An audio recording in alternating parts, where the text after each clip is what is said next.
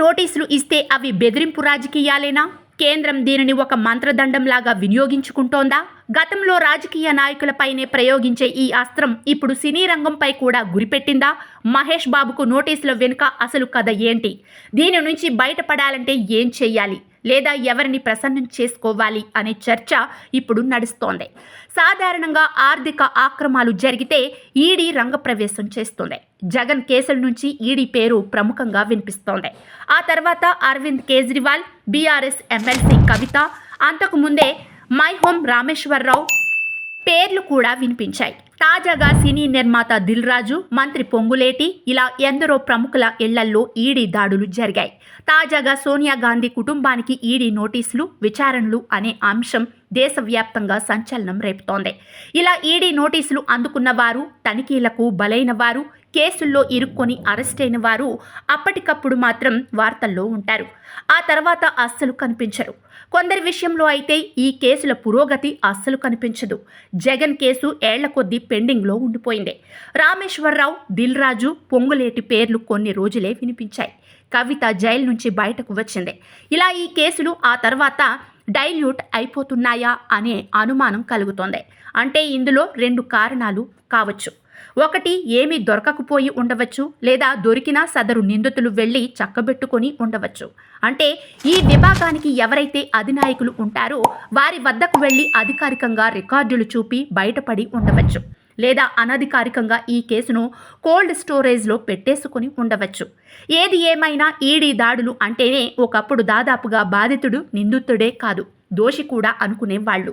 కానీ ఆ పరిస్థితి మారిపోయి ఇప్పుడు ఈడీ అనేది ఒక కొరడాగా మారిపోయిందనే విమర్శలు లేకపోలేదు.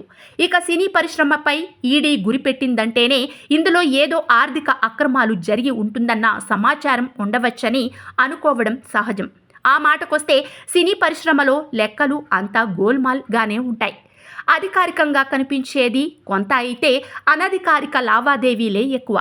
ఇవన్నీ అందరికీ తెలిసిందే.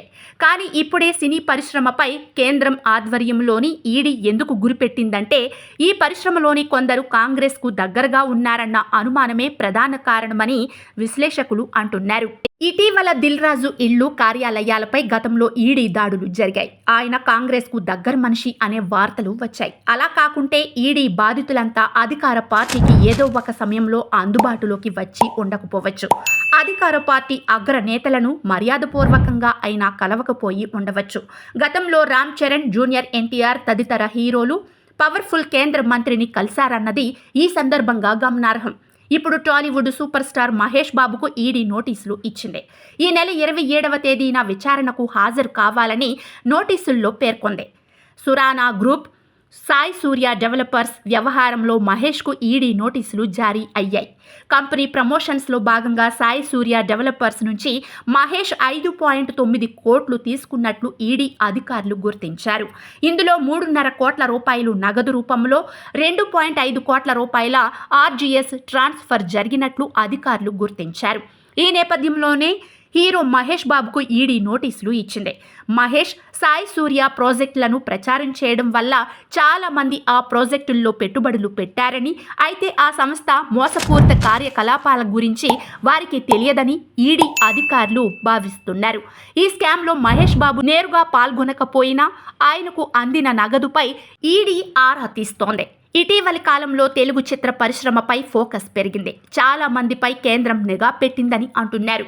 మొత్తం మీద ఈడీ చేతికి ఒక అస్త్రం చిక్కింది. టాలీవుడ్లో మంచి క్రేజ్ ఉన్న హీరో చిక్కాడు. ఇంకేముంది, ఢిల్లీకి వెళ్లి వివరాలు చెప్పుకొని సర్దుబాటు చేసుకుంటే ఇదంతా తూచ్ అయిపోతుందన్న గుసగుసలు అప్పుడే ప్రారంభమయ్యాయి.